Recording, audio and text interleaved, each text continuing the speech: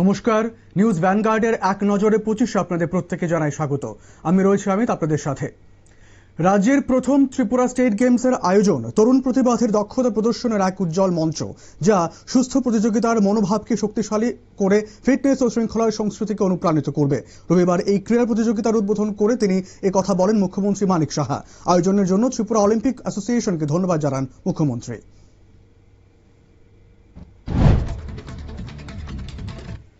Agartala post office Chowmuhani এলাকায় BJP মহিলা মোর্চার উদ্যোগে বিক্ষোভ কর্মসূচি পালিত হয়। কংগ্রেস নেতা রাহুল গান্ধীর একাধিক বক্তব্যের প্রতিবাদে এই কর্মসূচির আয়োজন করা হয়। প্রদেশ কংগ্রেস ভবনের সামনে তার কুশপুতল দাহ করা হয়। বিক্ষোভে উপস্থিত ছিলেন মিমি মজুমদার সহ বিজেপি মহিলা মোর্চার নেত্রীরা।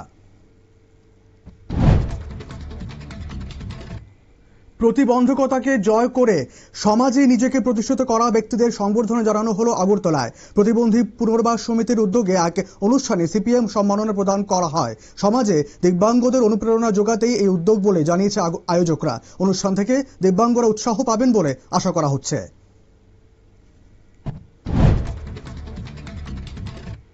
বিধায়ক রঞ্জিত দেববর্মার বিরুদ্ধে তীব্র বিক্ষোভে সরব হলো বিজেপি কর্মী সমর্থকেরা। রবিবার চাকমাঘাটে কৃষ্ণপুর বিজেপি মণ্ডলের উদ্যোগে প্রতিবাদ মিছিল বের হয়ে তুই মধু বাজারে গিয়ে শেষ হয়। বিক্ষোভে এমডিসি বিদ্যুৎ দেববর্মার নেতৃত্বে রঞ্জিত দেববর্মার কুশপুতল দাহ করে গ্রেফতারের দাবিতে বিক্ষোভ দেখান কর্মীরা। আইজিএম হাসপাতালের বিরুদ্ধে পরোক্ষে ভুল ডায়াগনোসিসের অভিযোগ তুলেছেন ত্রিপুরা মেডিকেল কলেজের শিশু বিশেষজ্ঞ অনিরুদ্ধ বসাক। সোনামুড়া এক শিশু হার্নিয়া সন্দেহে তাকে ত্রিপুরা মেডিকেল কলেজে রেফার করা হয়। অস্ত্রোপচারে শিশুটির পেটে সিস্ট ও পেঁচানো অন্ত্রের সমস্যা ধরা পড়ে, যা হার্নিয়া নয় বলে জানান চিকিৎসক।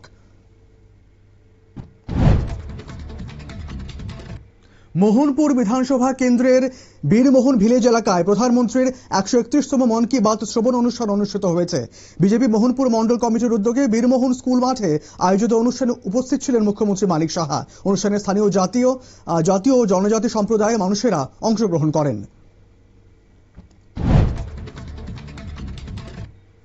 প্রয়াত প্রাক্তন বিধায়ক মাধব সাহার শেষকৃত্য উদয়পুর মহকুমার মহাশ্মশানে সম্পন্ন হয়েছে। উদয়পুর সিপিআইএম মহকুমা পার্টির অফিসে নেতাকর্মীরা তার মরদেহে শেষ শ্রদ্ধা জানান। পরে শহর জুড়ে শোক মিছিল বের হয়। দলীয় কর্মী, বামপন্থী নেতৃত্ব, সাধারণ মানুষ শেষবারের মতো শ্রদ্ধা জানিয়ে মহাশ্মশানে শেষকৃত্য সম্পন্ন করেন। অসমের চুড়াইবাড়ি ওয়াচ পোস্টে নৈশ বাসে তল্লাশি চালিয়ে গাঁজা সহ বিহারের এক ব্যক্তিকে আটক করেছে পুলিশ। শনিবার রাত প্রায় 10টা নাগাদ আগরতলা গুয়াহাটিগামী বাস থেকে রবিশঙ্কর সিং এর ব্যাগে প্রায় 2 কেজি শুকনো গাঁজা উদ্ধার হয়। ধৃত ব্যক্তি বিহারের নওয়াদা জেলার বাসিন্দা এবং কর্মসূত্রে বদরপুরে থাকতেন বলে জানা গেছে।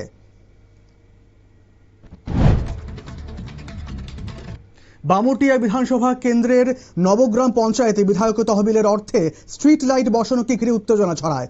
চিন্তাহরণ দেবনাথ অঙ্গনারী সেন্টারের পেছনের এলাকায় 2টি লাইট বসানোর কাজ চলাকালীন কিছু ব্যক্তির বাধা দেয়। উপপ্রধান বিকাশ দাসের নেতৃত্বে কয়েকজন কাজ বন্ধ করে ইতিমধ্যে বসানো লাইট খুলে ফেলতে বাধ্য করেন। আগরতলার রামনগর 6 নম্বর রোডে প্রকাশ্য দিবালোকে স্বর্ণের হার ছিনতাইয়ের ঘটনা ঘটেছে। 2 নম্বর ক্রসিং এলাকায় ক্রেতা সেজে এসে দোকান মালিকের গলার চেইন ছিনিয়ে নিয়ে যায় দুষ্কৃতী। ঘটনায় এলাকার তীব্র চাঞ্চল্য ছড়িয়ে পড়ে। শহরের আইন শৃঙ্খলা ও নিরাপত্তা নিয়ে উঠেছে প্রশ্ন। পুলিশ ঘটনা তদন্ত শুরু করেছে বলে জানা গেছে।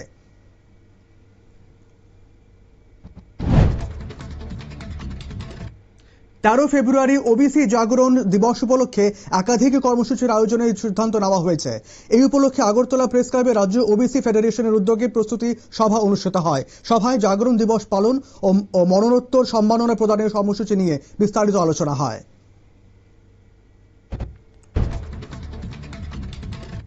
বিলোনিয়ায় ব্রজেন্দ্র কিশোর ইনস্টিটিউশনে এক অগ্নিকাণ্ডে একাধিক কক্ষ ভস্মীভূত হয়েছে। আগুনে প্রধান শিক্ষক ও পরীক্ষার কক্ষ পুড়ে যায়। নষ্ট হয় CCTV, hard disk, computer, xerox machine সহ নথিপত্র। ক্ষয়ক্ষতির পরিমাণ প্রায় 3 লক্ষ টাকা বলে জানান প্রধান শিক্ষক কুলেন্দ্র ত্রিপুরা। বৈদ্যুতিক শর্ট সার্কিট থেকেই আগুনের সূত্রপাত বলে ধারণা। মান্দাই বিধানসভার বেলফাং এলাকার খামতিং এডিসি ভিলেজে সরকারি ঘর না পাওয়ার অভিযোগে তুলেছে ভানুমতি রূপিনীর পরিবার।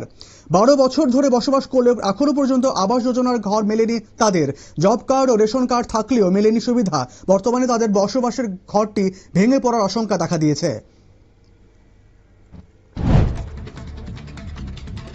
দক্ষিণ ত্রিপুরার শিলাছড়ি থানার দেবতামোড়া এলাকা থেকে অপহৃত ইন্ডিয়ান অয়েল কর্পোরেশন লিমিটেডের 2 কর্মীকে উদ্ধার করেছে পুলিশ।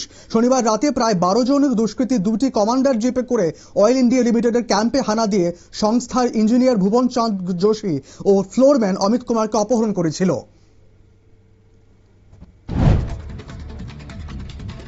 খুন ও অস্ত্র আইনের মামলায় কুখ্যাত আসামি রঞ্জিত রায়কে গ্রেপ্তার করেছে এনসিসি থানার পুলিশ। এয়ারপোর্ট রোড এলাকা থেকে তাকে আটক করা হয়। প্রায় 9 বছর ধরে তিনি পলাতক ছিলেন। ধৃতকে পুলিশ রিমান্ডের আবেদন জানিয়ে আদালতে সোপর্দ করা হয়েছে। থানার ওসি প্রাজিত মালাকা জানান, রবিবারই তাকে আদালতে তোলা হবে।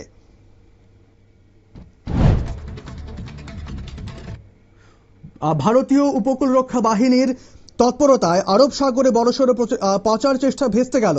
দ্বারকা উপকূলে AI মুখতার নামে একটি সন্দেহজনক ট্রলার আটক করা হয়। তল্লাশিতে ট্রলার থেকে উদ্ধার হয় 200 কার্টন সিগারেট। উদ্ধার সিগারেটের আনুমানিক বাজার মূল্য 5 কোটি টাকা। ট্রলারটিতে থাকা 4 ইরানি নাগরিককে আটক করা হয়েছে। মহারাষ্ট্রের ভিওয়ান্ডি নিজামপুর পুর নিগমে বিজেপির বিক্ষুব্ধ কাউন্সিলর নারায়ণ চৌধুরীকে সমর্থন দিয়ে তাঁকেই মেয়র পদে বসালো কংগ্রেস। মেয়র নির্বাচনে তাকে সমর্থন দেয় কংগ্রেস ও এনসিপি। যৌথ সমর্থনে 48 ভোট পেয়ে ম্যাজিক ফিগার ছড়িয়ে সহজেই মেয়র নির্বাচিত হন নারায়ণ চৌধুরী।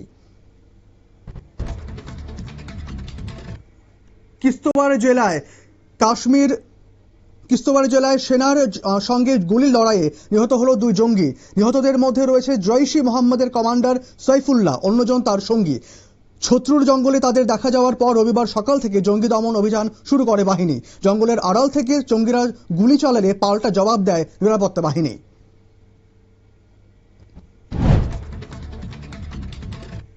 শঙ্করাচার্য স্বামী অভিমুক্তেশ্বরানন্দের বিরুদ্ধে যৌন নির্যাতনের অভিযোগে FIR দায়ের করার নির্দেশ প্রয়াগরাজের বিশেষ পক্সো আদালত।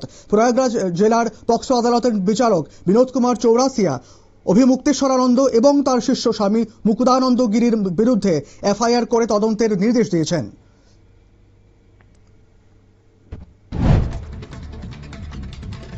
মাওবাদী শীর্ষ নেতা তিপ্পিরি তিরুপতি ওরফে দেবজি আত্মসমর্পণ করেছেন।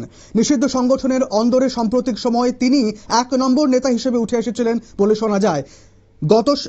গত বছর নিরাপত্তা বাহিনীর সঙ্গে সংঘর্ষে নিহত হন CPI মাওবাদীর সাধারণ সম্পাদক নাম্বালা কেশব রাও ওরফে বাসবরাজ।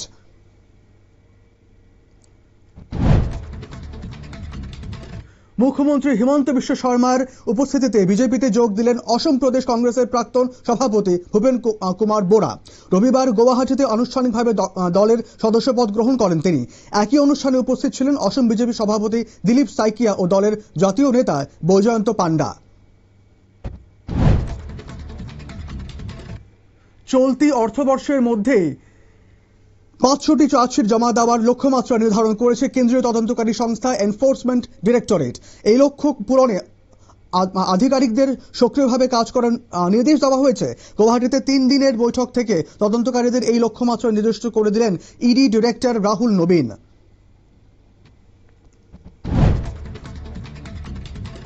আমেরিকার সুপ্রিম কোর্টের ধাক্কা খাওয়ার পরেই নতুন শুল্ক ঘোষণা করেছিলেন মার্কিন প্রেসিডেন্ট ডোনাল্ড ট্রাম্প। প্রাথমিকভাবে 10% হারে সাময়িক শুল্ক ঘোষণা করেন তিনি।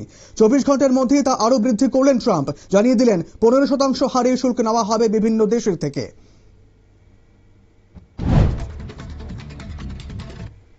পাকিস্তান আফগানিস্তান সীমান্তে ফের সংঘাত শুরু হয়ে গেল। আফগান সীমান্তে অবস্থিত 7টি জঙ্গি ঘাঁটি লক্ষ্য করে হামলা চালানো হয়েছে শনিবার গভীর রাতে। পরে সে দেশের তথ্য সম্প্রচার মন্ত্রক থেকে কঠোর বিবৃতি দিয়ে ফের সতর্ক করা হয়েছে আফগানিস্তানকে। পাল্টা হামলার জন্য পাকিস্তানকে প্রস্তুত থাকার বার্তা দিয়েছেন আফগানিস্তান। ইরানে ফের বিক্ষোভ শুরু হয়েছে। সে দেশের সর্বোচ্চ ধর্মীয় নেতা আয়াতোল্লাহ আলী খামেনেই এর বিরুদ্ধে রাস্তায় নেমেছেন দেশের ছাত্ররা। শনিবার থেকে শুরু এই বিক্ষোভ দেশের রাজধানী তেহরান সহ ইরানের বিভিন্ন শহরে ছড়িয়ে পড়েছে। বিক্ষোভের আঁচ ছড়িয়ে পড়তে শুরু করেছে একের পর এক বিশ্ববিদ্যালয়ে। এখনকার মতো এক নজরে 25 এখনকার মতো এই পর্যন্তই। পরবর্তী আপডেটস, সংবাদ এবং টক শো দেখার জন্য চোখ রাখুন শুধুমাত্র নিউজ ভ্যানগার্ডের পর্দায়। ধন্যবাদ।